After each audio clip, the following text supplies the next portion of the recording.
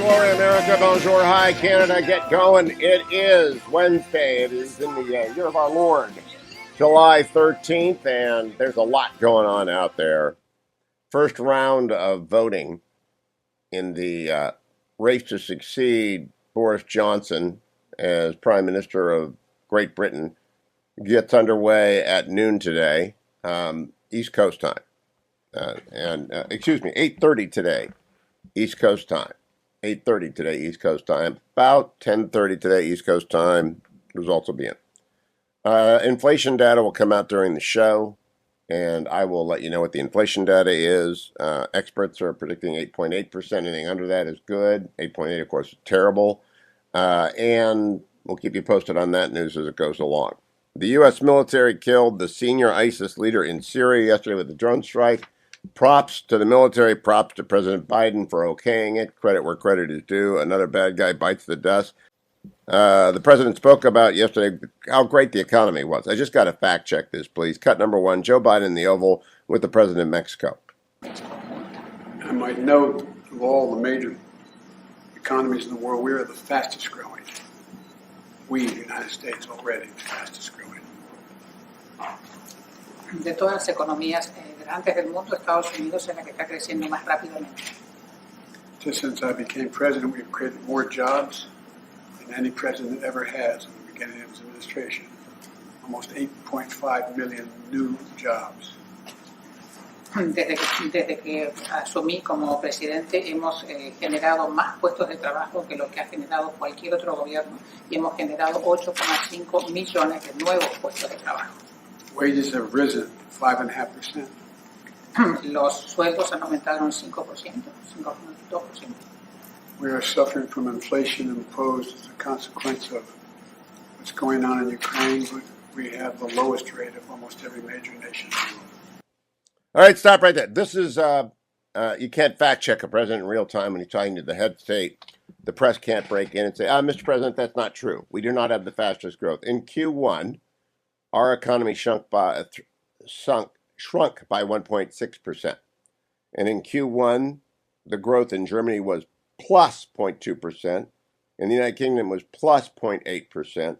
In Canada, it was plus 0.8%. In Australia, it was plus 0.8%. Heck, in Mexico, it was up 1%. In Q1, we were down 1.6%. As for the inflation number, when he said, we got the lowest inflation in the major world, that's a lie, too. The U.S. has, at current, 8.6%. The number will change a little bit later, year over year, today. Expect to go up to 8.8. And there are some countries worse off than us.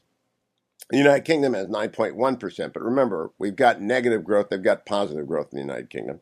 In Spain, it's 10.2%. Turkey is 78%. Okay, so we take Turkey off the board. They're a broken economy. However, inflation in Italy is at 8%.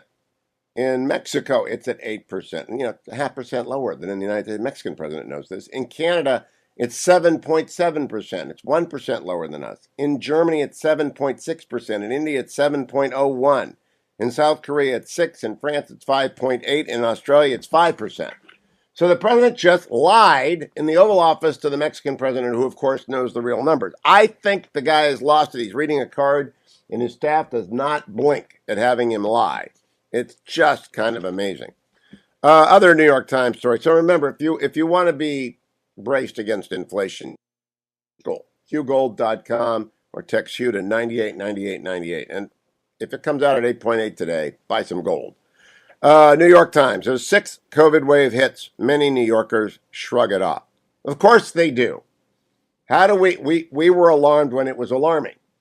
We were alarmed during the first wave and during Delta. Then we figured out that Omicron is far more transmissible and not nearly as deadly. And we stopped wearing masks. And many of us, and I still urge you to get vaccinated and boosted. And when they come out with a new booster, I'll go and get that because I don't want to get sick. And lots of people have had COVID in my life in the last month. I mean, like half. And they have a bad cold. So B.5 it's just diluted. It's down in its lethality. It's up in its transmissibility. And New Yorkers are treating it like the flu and like a cold.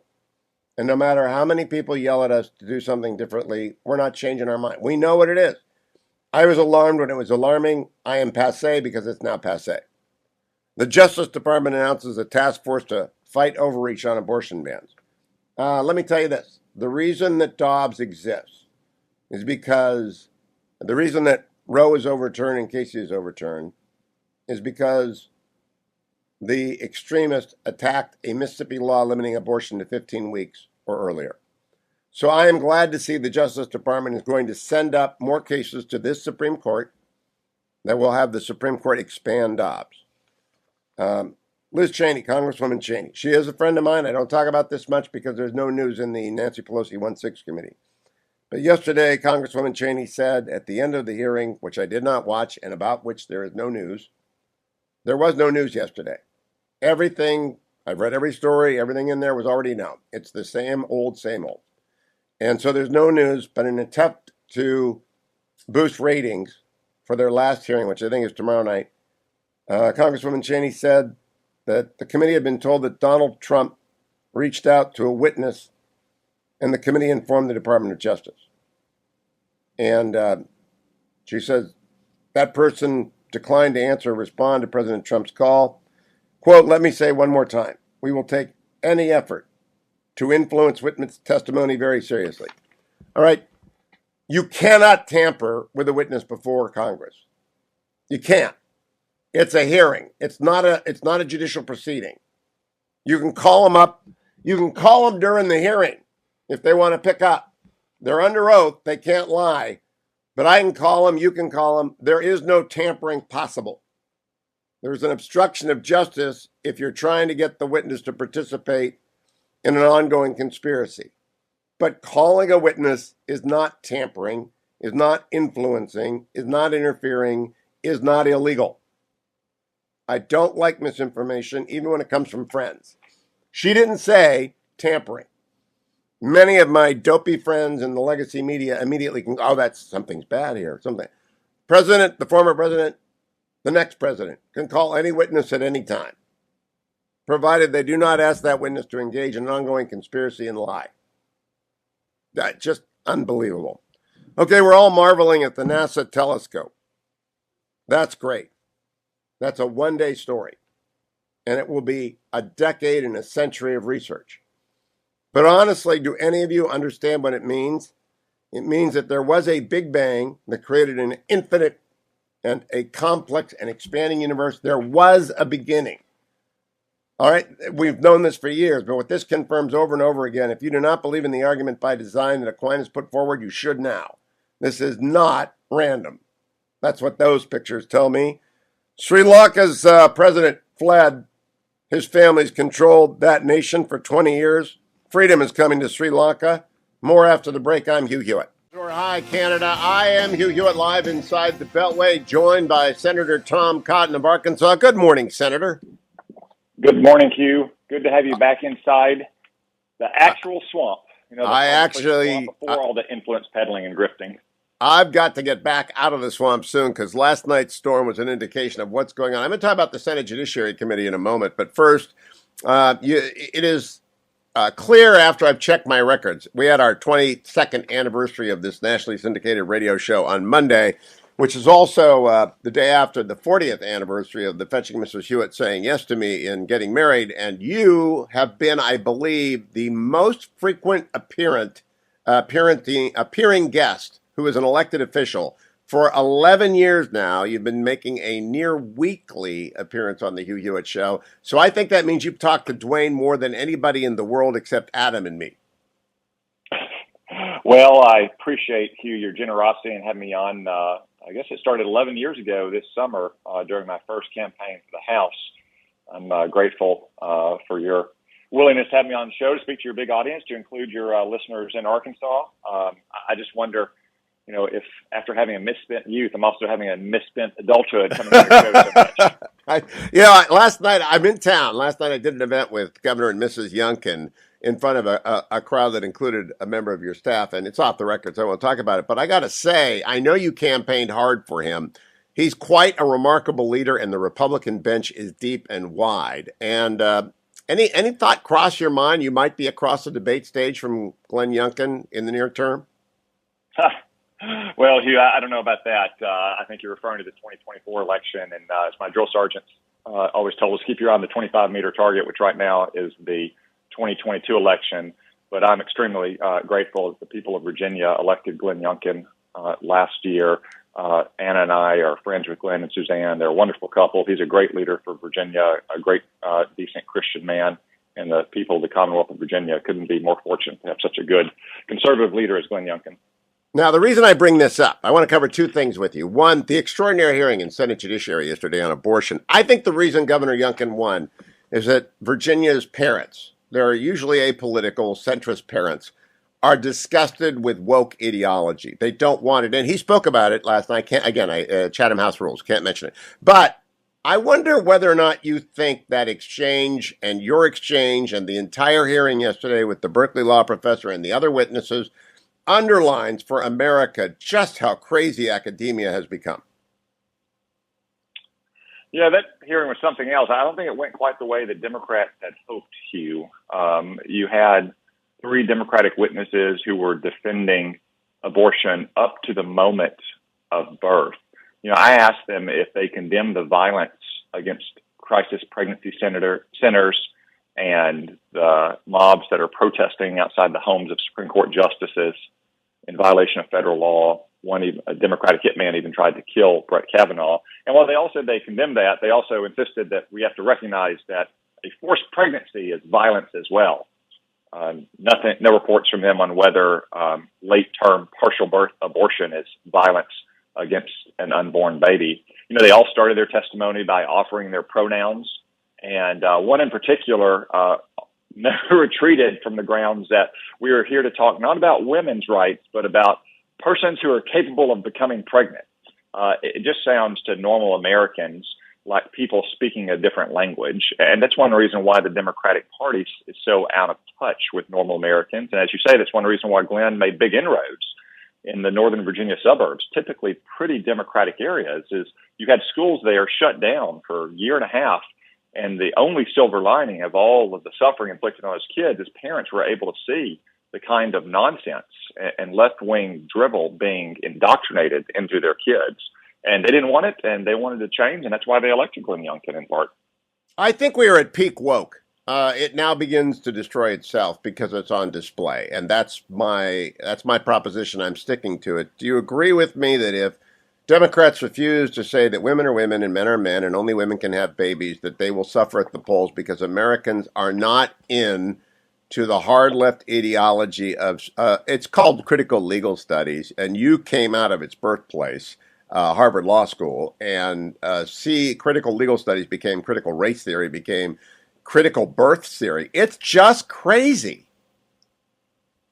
It is crazy, Hugh, and I can't say if we're at peak woke or not. That's really not in our hands. It's in the hands of the Democrats, whether or not they want to start sounding like normal people again and defending the interest of normal people. Because remember, Hugh, it's not just saying silly things like persons who are capable of becoming pregnant.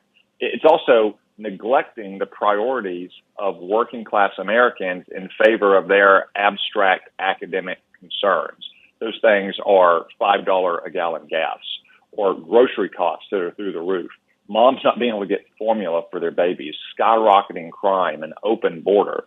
That's what most Americans are worried about these days. They're not worried about whether we are disrespecting persons who are capable of becoming pregnant by calling them women. They're not worried about whether or not 1 or 2 men who identify as women get to compete against girls. They're worried about whether their girls get a fair shot to compete and succeed in sports and those kind of issues. Just look, Hugh, at the gains we've made in the 2020 election and all the special elections since then. I predict will make this fall among Latino voters. Apparently, the biggest priority among Democrats is whether they get called Latino or Latinx or Latinx or however you pronounce that ridiculous word they came up with, a word which, by the way, virtually no Latino has ever heard or wants to be called. But these are the priorities of the Democrats, not the working class Americans' priorities. It's the coercion of the vast majority of Americans into an obligatory left speak. Senator, I have a new column in the Washington Post today. It's the third and final column in 3 that I've written about West Virginia versus EPA. Probably, I know Dobbs matters, the gun case matters, the religious freedom case matters, but West Virginia versus EPA, which is a 6-3 vote in favor of tossing out the clean air regs that Joe Biden is making up, like President Obama made them up, without authority. And the Supreme Court said, if you want to regulate, you've got to have a writ from Congress. Now, I want big tech regulated. Do you think it is best to invest one of the existing agencies with that authority, or to stand up a new agency with a very precise definition of what they should do? Well, Hugh, first I want to say I agree that West Virginia, the EPA, is a huge case for the American people and for the cause of their self-government. These unelected bureaucrats, little Wilsonian scolds like Tony Fauci, think that they can find dusty corners of laws that go back 50 or 75 years that give them authority to regulate vast swaths of our economy and our private lives. It's absurd. I mean, in West Virginia, the EPA was claiming the ability under a 50-year-old law to regulate the entire power generation industry in America, as opposed to this or that power plant, which may have issues with its emissions. Obviously, Congress didn't intend that when they passed the Clean Air Act. But Hugh, it's just like the powers that Tony Fauci and the CDC claimed that they were trying to impose an eviction moratorium nationwide last summer. The Supreme Court simply said, if these bureaucrats want to exercise such sweeping powers, they have to have the clear authorization of Congress to do so. Now, on the question about big tech, I, for one, don't think it's a good idea to empower these bureaucrats with more discretion. That's one reason why I have not sponsored some of the bills that would do so, because I don't want Joe Biden's left-wing, politically correct bureaucrats making those decisions. I think what will result is even more censorship of conservative voices. What Congress could do is adopt some very clear, bright-line laws, like I propose to do. For instance, once these tech companies get to a certain size, they simply can no longer grow by acquisition. It would simply block mergers and acquisitions. There's no discretion there. It's a very simple test. I think that would be a better approach than empowering people like Lena Khan at the Federal Trade Commission to impose their far-left ideology under the pretext of economic regulation.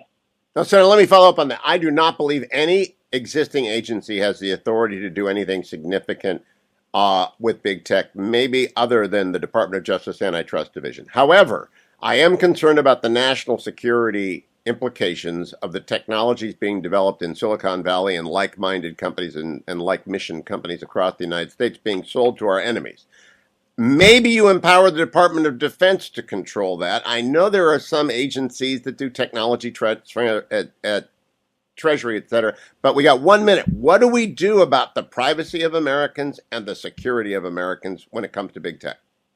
Well, Hugh, given some of the left-wing bureaucrats in charge of the Department of Defense under Joe Biden, I'm not sure we want to empower them either. Now, Congress has acted in this space, though, Hugh. Just a few years back, maybe 2018, 2019, we passed major reforms to foreign investment and export control laws. And we did empower something called the Committee on Foreign Investment in the United States to scrutinize much more carefully Chinese investment into America, because oftentimes it flies under the radar. It's happening with very small startup companies. We have to stop China from stealing our best technology and using it against us. We will return to this subject in the next 11 years of Senator Cotton's appearances.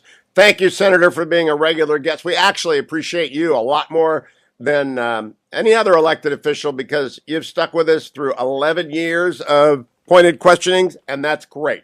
Senator Tom Cotton from Arkansas, member of the Judiciary Committee, Armed Services, and Intel. I'll be right back, America. Stay tuned. Welcome back, America. I'm Hugh Hewitt, joined now by Congressman Mike Gallagher from Wisconsin, of course. I can't ever remember which district he represents in Wisconsin. Good morning, Congressman.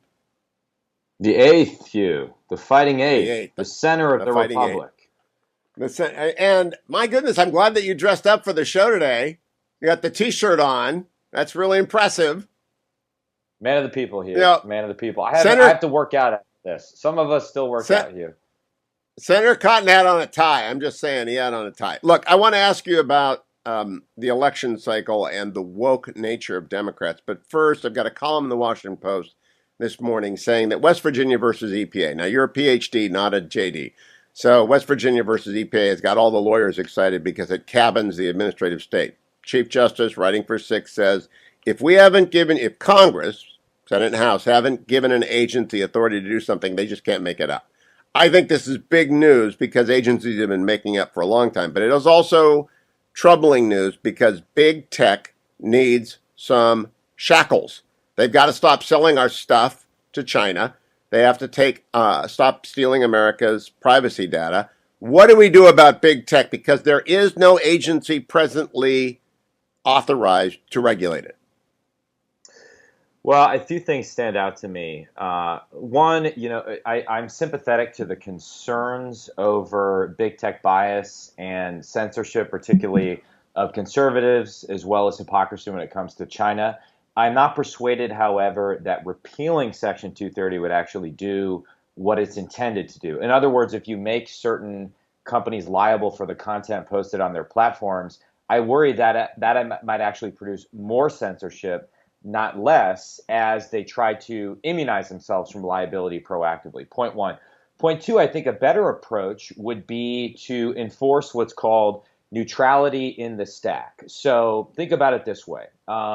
Companies that are essentially the infrastructure of the internet, like Amazon Web Services, cannot and should not be allowed to discriminate in terms of providing their services just because they don't like that their customer could be a conservative. In the same way that your local electric utility could not deny you power because of your political beliefs. But contrast that with companies that exist on what's called the top of the stack, like Twitter or Facebook, who would be allowed to have whatever content moderation policy that they want, and individual customers or consumers can decide whether or not they want to use those platforms. Now, the obvious question is, well, there aren't a lot of choices, right? Because there just haven't been a lot of viable competitors emerge to Facebook, Twitter.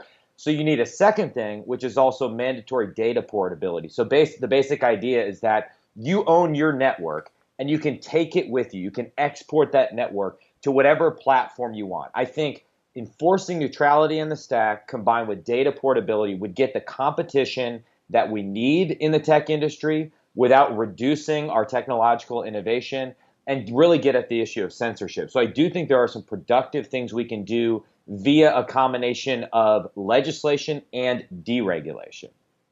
Now, Congressman, that's not the basic thing. To me, the basic thing is who makes the rules for big tech. It's the Wild West right now. They can do whatever they want. And by the way, that was good for its incubation years. It is now mature, like the railroads became mature and the Interstate Commerce Commission resulted, which was necessary. I'm not saying this reg or that reg. I'm saying who should do it. And we can't rely on Congress because Congress can't get much done other than general agreement.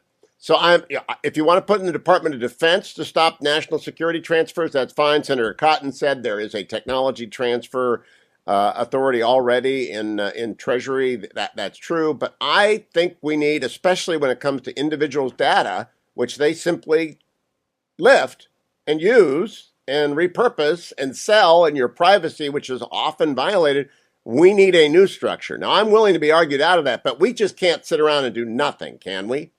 Congress can't sit around and do nothing.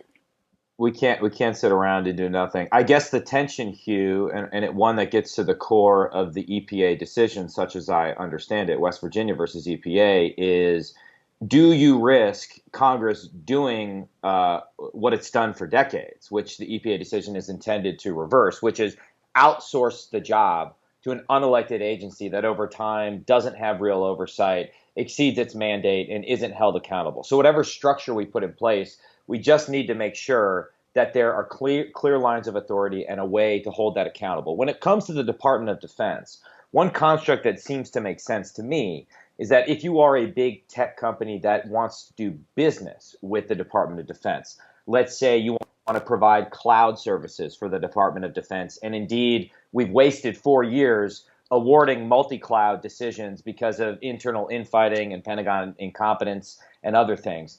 You then cannot go and simultaneously do business with the Chinese Communist Party or set up an AI center in Beijing or set up a variety of new businesses in China, which, owing to recent Chinese laws, basically make you a pawn of the Chinese Communist Party and make it likely that they're going to steal your sensitive data. And now they are going to force you to actually put Chinese Communist Party cells in your business structure in China. So basically forcing companies to choose which team they're on. Are they on America's side or are they with the Chinese Communist Party? Makes a lot of sense to me, as well as scrutiny in terms of the capital that continues to flow from America to China. So I do think there are ways for the Defense Department to play in the tech space. And as far as your question about some sort of new agency to regulate tech in general, I think it would depend entirely upon how you set that up and how you make it accountable.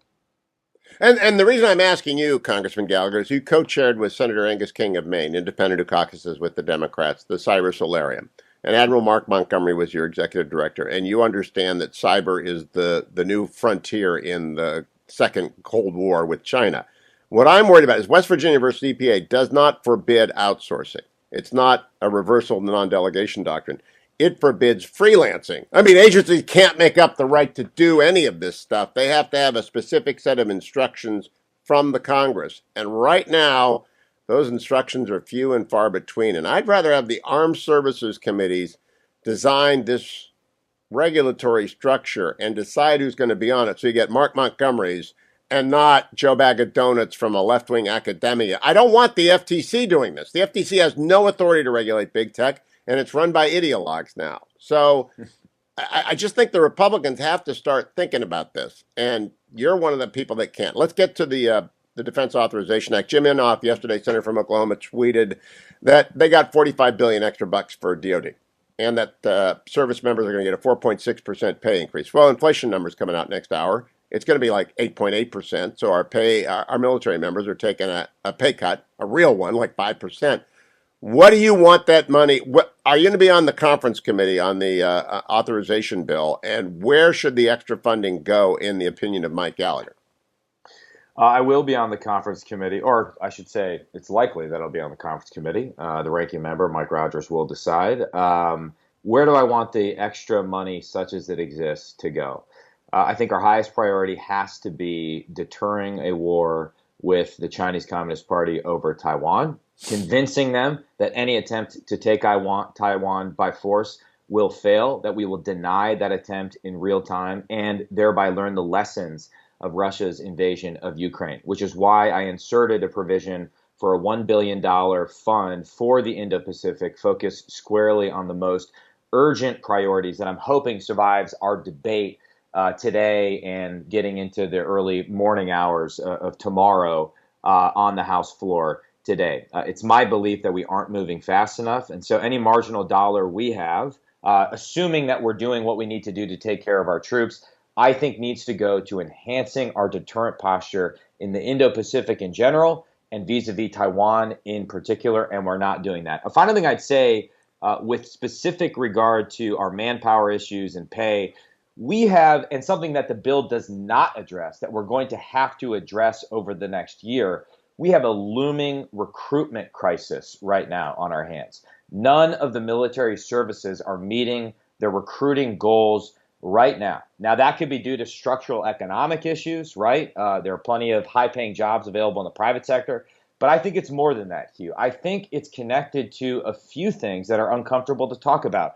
Controversies over the vaccine mandate and the Department of Defense refusal to consider natural immunity for service members, as well as just the increasing perception that the force has been politicized, that it's increasingly woke. We've seen the encroachment of dangerous diversity, equity, and inclusion bureaucrats into the Department of Defense. We've seen a lot of progressive priorities find their way into an organization that needs to be focused solely on warfighting. And I think that is driving a lot of people away from the force at a time when we need people to be rushing to serve their country because threats are growing. That's something we need to confront. We don't do it fully in this bill, but that is an urgent problem that's only going to get worse if we don't address it over the next year. Congressman, we got 2 minutes left. I want you to continue on that because the recruitment crisis is real. I think part of that is because they no longer advertise what skill set young men and women will obtain. For example, electricians and airplane mechanics and soldiers who know how to do the sort of things that business needs. They all transition very easily because they learn skill sets, whether they're 4-year enlistments or 8-year enlistments or they go 20, whatever it is. They get great skill sets. But we are so busy talking about what they can't say and about controversies over who's getting tossed out because of the vaccine mandate and the Afghanistan debacle. Nobody wants to join that, Congressman. And they don't want to join an agency that's going to cut their pay every year because of inflation. Basically, right as the Afghanistan debacle unfolded, the polling about public trust in institutions, which usually shows the military to be, leagues ahead of any other institution, it dropped precipitously. So increasingly and troublingly, Americans don't have the same level of trust in the military, which is a huge problem. The other big factor, Hugh, that's not military specific, is just the health of the underlying population that the military draws from to recruit is getting worse and worse, such that a shocking number of adults age 17 to 34 are ineligible for service owing to a combination of obesity, mental health issues, and other factors. A massive, massive problems. And the military services, or at least the Army in particular, are lowering their standards. For example, the requirement to attain a high school degree in order to fix this.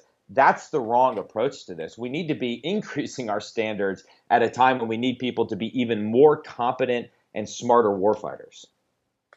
Congressman Mike Gallagher, good luck in the defense authorization bill today. That's very, very important debate, and I appreciate you joining me, and I hope you put on a tie for Congress today. I'm telling you, that's really the way Wisconsin wants to be, the T-shirt. Thank you, Congressman. Don't go anywhere, America, except over.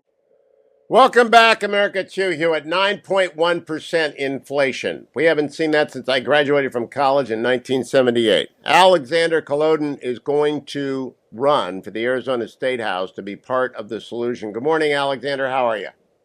Good morning, Hugh. I'm doing great. Thanks for having me on the show. I'm glad. I want to talk to someone who's running for state representative because I talk to a lot of congressional candidates, Senate candidates, but what is it like on the ground running for a state house seat in Arizona right now, Al? And tell people where your district is. So our district is Anthem, New River, Cave Creek, North Scottsdale, Fountain Hills. So in the north and northeast parts of Maricopa County. Okay. So Alex Kolodin, you've got a primary, then you've got a general. And what are people talking to you about as you knock on doors and go to breakfast meetings and all the kind of stuff that a state house rep has to do?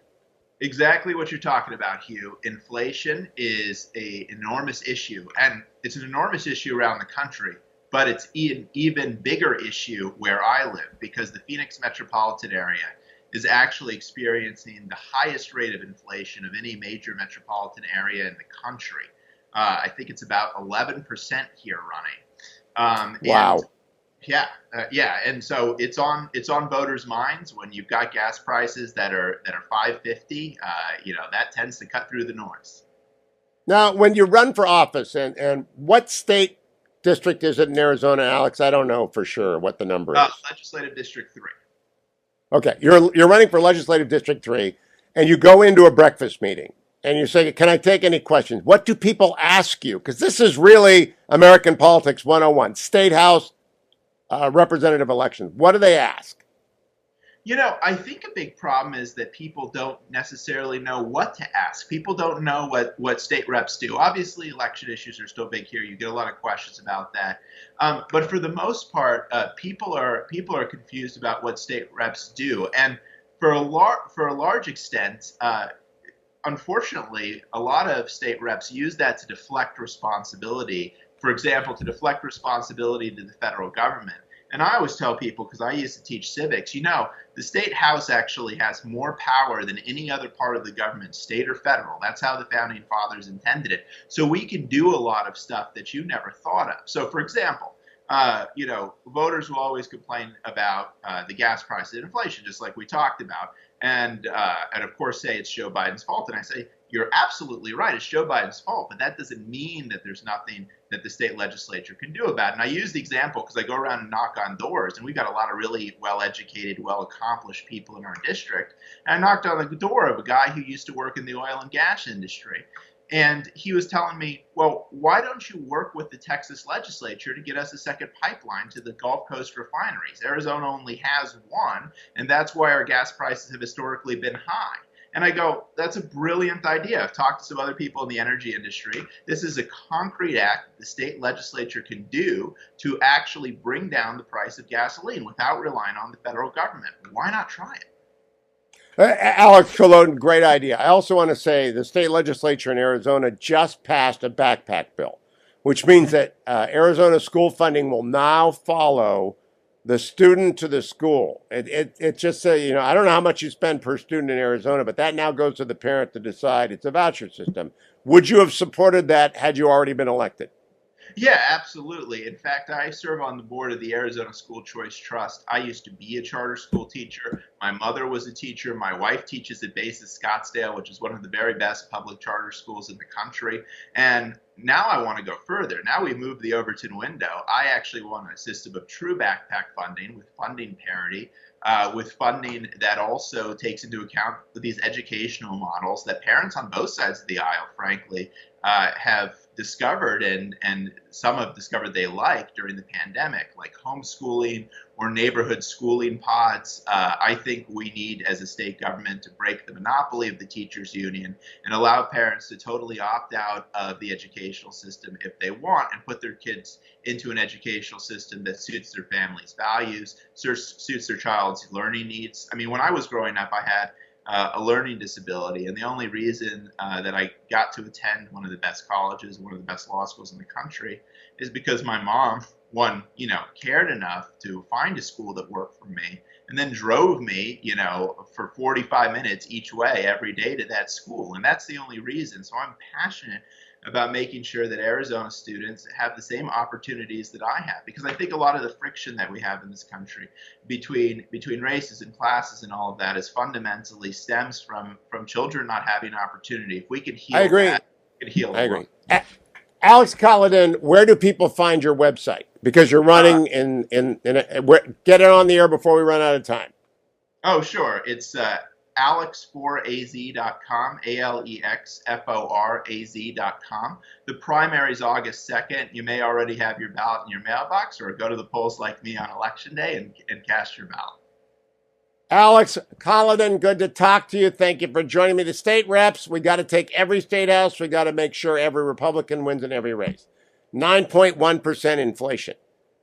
I'm so blown away by that issue. I'll absorb it. I'll talk to you more about it tomorrow. I've got 2 more days back inside the Beltway before I get out of here again. And I will be on special report tonight, I think. Tune in, and I'll bring up to date on what we've learned. Markets are not going to like this. And I'll bring up to date on the United Kingdom's prime minister race as well tomorrow on the next Hugh Hewitt Show. Thank you, Dwayne. Thank you, Adam. Thank you, Jacob.